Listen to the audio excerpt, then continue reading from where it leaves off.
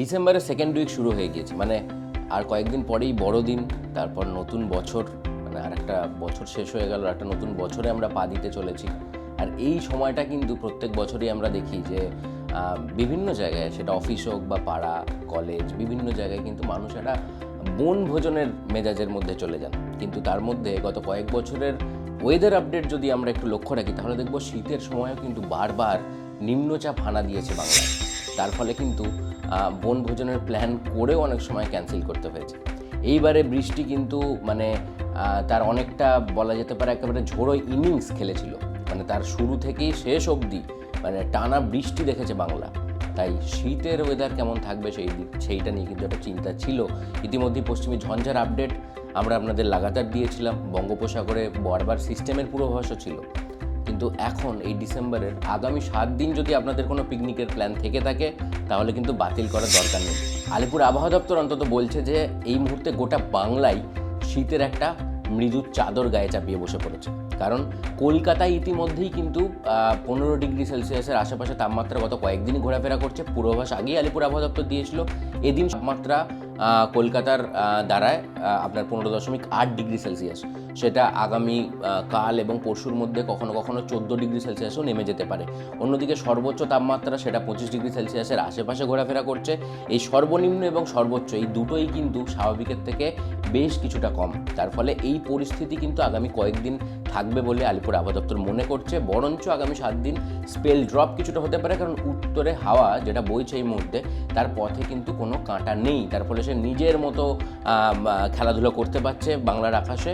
সেই উত্তরে হাওয়ার ফলে কিন্তু উত্তর পশ্চিম ভারত থেকে আগত যে ওখানের যে কনকনে ঠান্ডা বাতাস, তার আগমন কিন্তু বাংলায় ঘটছে। আর তার ফলে কিন্তু পাড়াপতন আমরা দেখতে পাচ্ছি। তবে জাঁকিয়ে শীত এই মুহূর্তে নয়, পশ্চিমের জেলাগুলোতে কিন্তু তাপমাত্রা 11 থেকে 12 ডিগ্রি সেলসিয়াসের মধ্যে ঘোরাফেরা করছে। কলকাতা সহ লাগোয়া যে জেলাগুলো রয়েছে সেখানে কলকাতার থেকে 1-2 ডিগ্রি কম তাপমাত্রা আমরা দেখতে পাচ্ছি। বৃষ্টির পূর্বাভাস এই মুহূর্তে থাকছে না। উত্তরবঙ্গ এই মুহূর্তে বঙ্গবাসীর এবং আশপাশের অনেক রাজ্য থেকেও দার্জিলিং অন্যতম একটা পর্যটন কেন্দ্র হয়ে ওঠে। এই দার্জিলিংয়ে এদিন কিন্তু আবারও 5 ডিগ্রি সেলসিয়াসের যে রেকর্ড ঠান্ডা সেটা কিন্তু দেখা গিয়েছে। আগামী কয়েকদিন সেখানে তাপমাত্রার আরও বেশ কিছুটা পারাপতন হতে পারে। 4 থেকে 6 ডিগ্রি সেলসিয়াসের মধ্যে কিন্তু দার্জিলিংয়ের তাপমাত্রা ঘোরাফেরা করতে পারে। কালিম্পংয়েরও একই ছবি। অন্যদিকে উত্তরবঙ্গের নিচের দিকে জেলাগুলো মালদা, জলপাইগুড়ি, কোচবিহার, সেখানে কিন্তু আপনার ওই 15-16 এর মধ্যে তাপমাত্রা গত কয়েকদিন ঘোরাফেরা করছিল। বর্তমানে বেশ কিছুটা কমছে, সেরকম ইঙ্গিত কিন্তু দেখা যাচ্ছে।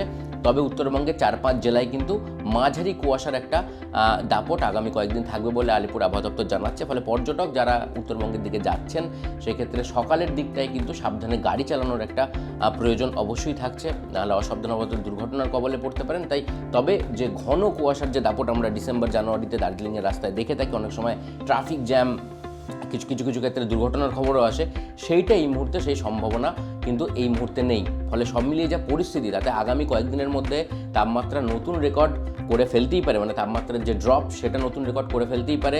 সেই দিক থেকে এইবার শীত মানে তার সমস্ত পুরনো রেকর্ড ভাঙে কিনা ইতিমধ্যেই কিন্তু একটা সম্ভাবনা শুরু থেকেই, মানে বর্ষা যাওয়ার পর থেকেই, দুর্গাপুজোর সময়টা থেকেই শোনা যাচ্ছিল যে এবারে কলকাতায় কিন্তু জাঁকিয়ে ঠান্ডা পড়তে পারে এবং তার ফলে কিন্তু অন্যান্য সমস্ত রেকর্ড কিন্তু ভেঙে যেতে পারে। এখন দেখার সেই রেকর্ড কলকাতা ভাঙতে পারে কিনা। তবে আপনাদের মনে রাখতে হবে, ইতিমধ্যেই কিন্তু যে রিপোর্ট আমাদের হাতে এসেছে তাতে দেখা যাচ্ছে দিল্লির যে বায়ু দূষণ সেটাকে কিন্তু কলকাতা টেক্কা দিয়ে ফেলেছে।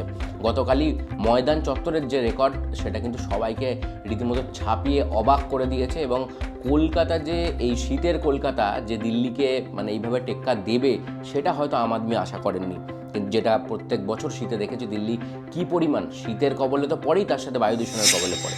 এবার কলকাতা কিন্তু সেই রেকর্ড যেন ভেঙে ফেলছে। এবার দেখা যাক যে আগামীতে পরিস্থিতি কোন দিকে থাকে। এতক্ষণ হাওয়া মোড়কে আপনাদের সঙ্গে আমি ছিলাম জয়দীপ। এই ধরনের আরও খবরের জন্য আপনাদের নজর থাকুক TV9 বাংলা ডিজিটাল।